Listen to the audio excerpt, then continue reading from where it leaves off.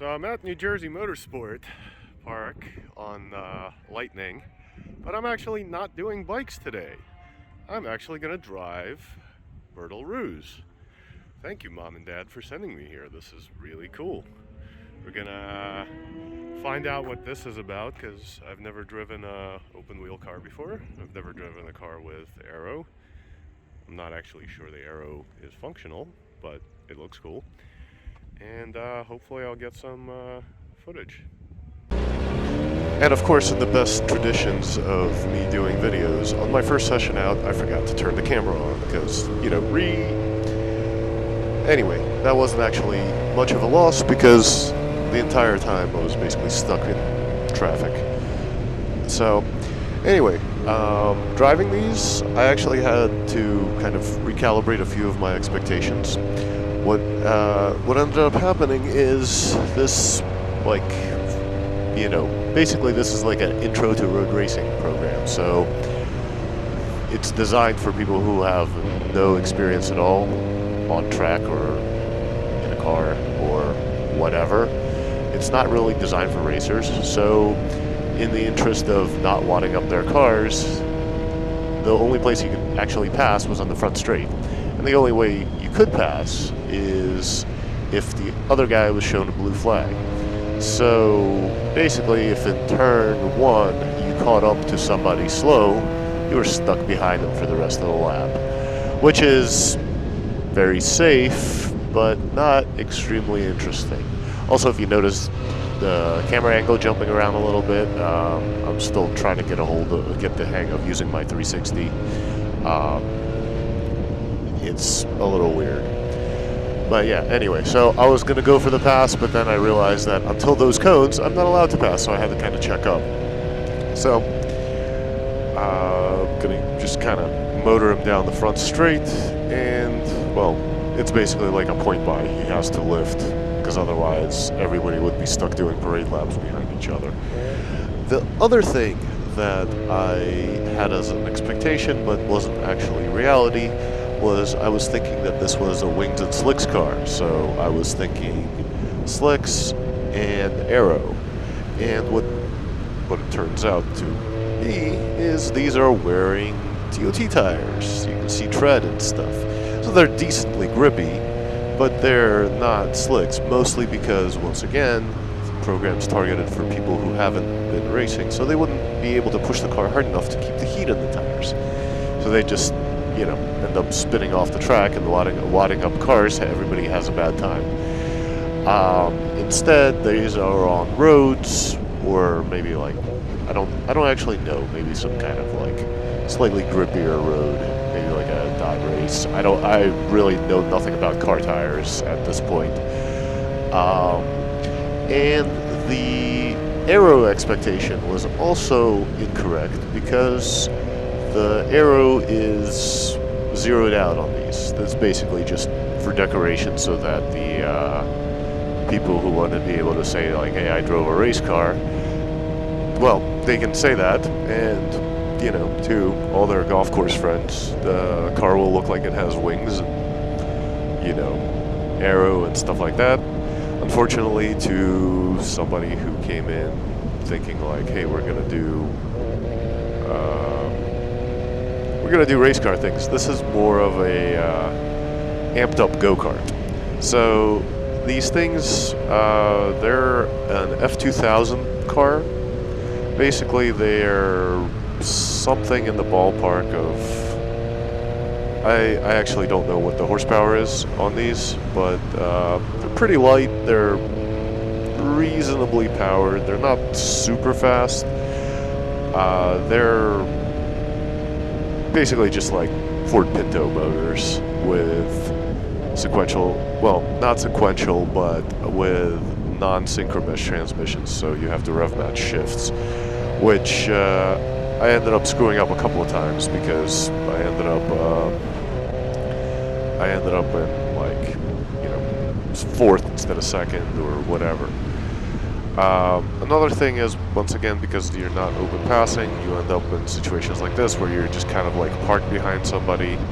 So I figured I'd back off them, get a little bit of a run, and get past them a little quicker.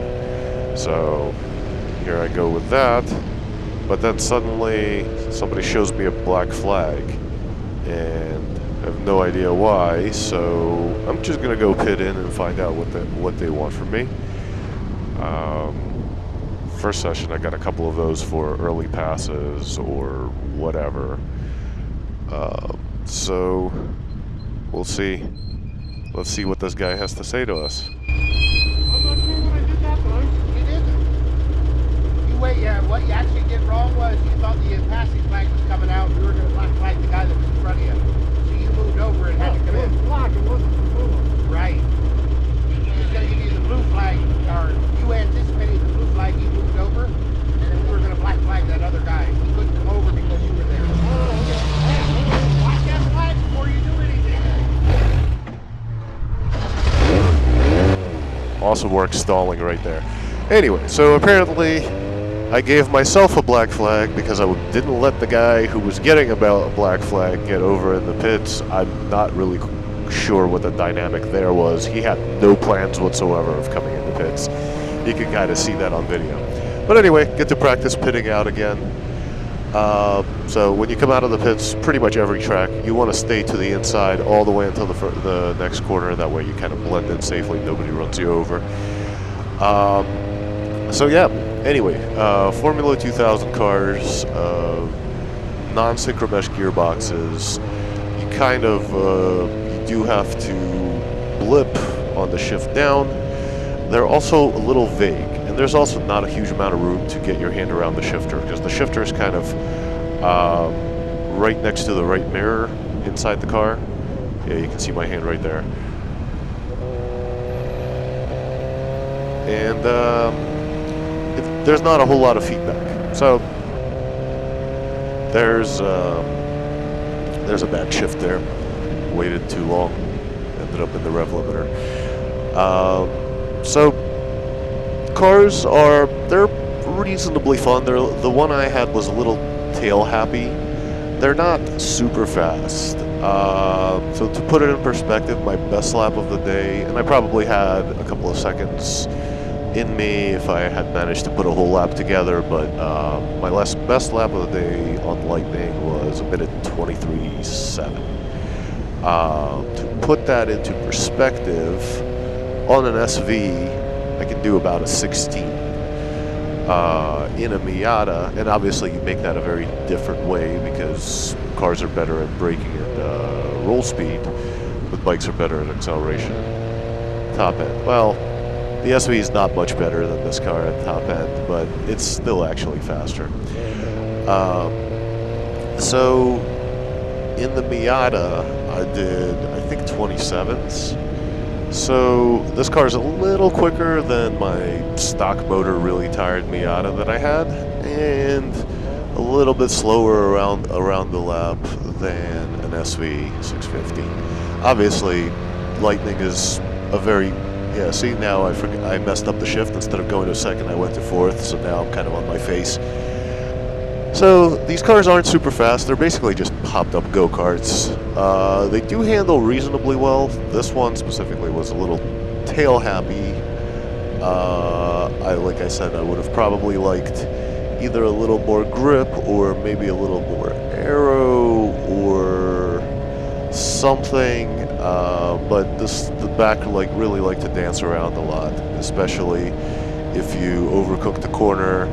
There's really as you're braking, the rear was kind of jumping around, and you couldn't really do anything about it because if you needed to keep slowing down, you obviously couldn't get on the power to shift the weight to the rear.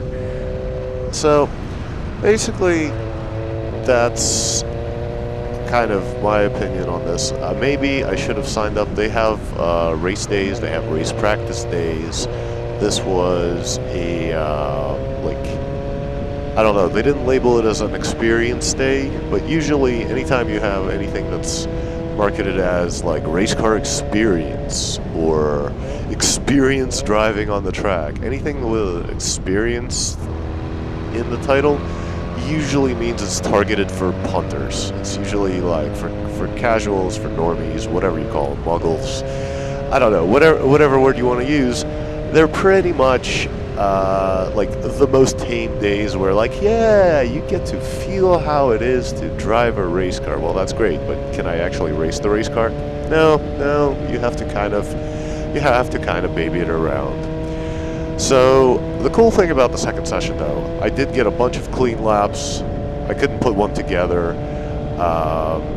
Well, at least not in any meaningful way. There was a sim racer kid. I don't remember his last name, but his first name's Hamilton something. So there was a sim racer kid that was putting in minute 20s. So I know it's possible. I would just have to, get a lap together. Like I said, if I was doing minute 23 sevens, that's probably a couple of seconds of just cleaning things up, and then the rest is actually getting good at this. So really the same things apply as to pretty much any race car, motorcycle, anything else. Look through the turns, don't be behind the car, don't be behind the bike, use your braking markers, try to hit your apexes. There is no such thing as an apex predator. There's no tiger sitting behind the cone waiting to pounce on you, so you can get close to them. You shouldn't really be missing them. And, this is a lot of fun. The unfortunate thing, my parents paid for a day, so that was supposed to be 4 of these sessions. The unfortunate thing, we got rained out, and not fast enough to get it done here. So now I get to hang out behind him for the rest of the lap. That's a shame. So we unfortunately got lightninged out. So whenever there's a lightning strike, you have to, you kind of have to like do the OSHA thing, get everybody indoors, wait around. So yeah, this is what I was talking about. I caught up to somebody in turn 1. Now I'll be behind them for the rest of eternity, doing pretty much nothing. So the lightning delay turned into a lightning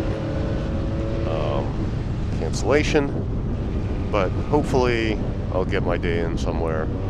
Maybe I can parlay it into not being this experience and make it into like a race practice day or something with like open passing and not this, because this is painful. This is like novice track day stuff where, like, if you're stuck behind somebody slow, your best options are to either pit in and wait for them to go away, or I don't know, hope they drive off the track or something, or just sit around and wait and wait and wait and wait and wait. And that's pretty much what the rest of this session was like. I got a couple of passes in, but started the move right after the cones, so legal, not getting yelled at. Got a couple of passes in, but there's really, I never found Hamilton on track. He would have been fun to drive with because he was actually quick. Maybe I would have found something I'm doing differently. The bulk of these guys, they're driving down the middle of the track. Even though they paid for the whole track day, they're only using a chunk of it. I'm not running any kind of particular line here. I'm just kind of hanging out because, like, if I can't pass them, what's the point of getting up on them? Like, I don't need to stick my nose in their transmission. It's not going to do anything for me. So yeah, I really hope my second day is going to be either more interesting, or maybe I can get into like the no rules group. I don't know if that's a thing, but yeah, so really cool experience. Unfortunately, just a little too casual. Once you're doing wheel-to-wheel racing, whether it's car, motorcycle, I don't know, dirt bike, whatever, kind of doing this whole like novice group thing can get a little frustrating. I'm also very sure that if somebody who hasn't had a ton of experience on tracks, I'm sure they would get an absolute like shit-eating grin out of doing these. And even then, like when I wasn't stuck behind somebody, I was having a great time because these cars are very sensitive. You do have to have a little bit of finesse driving them. Like I said, the one I had was a little tail happy, so you do have to kind of do things correctly with line and everything else, throttle control. Getting the shifting right would be key. Shifting's a little weird, like I said, because you have to rev match. So on the way down, you have to blip the throttle before you put it into gear. Kind of like on the bike transmissions, you should blip on the way while you're braking, but a little more busy because you have to choose the correct gear. And yeah. So anyway, I'll leave you with this. There's only a couple of more laps of me just kind of circulating around. I'm sure I'll catch up to somebody or something. But yeah, hope you guys enjoyed this.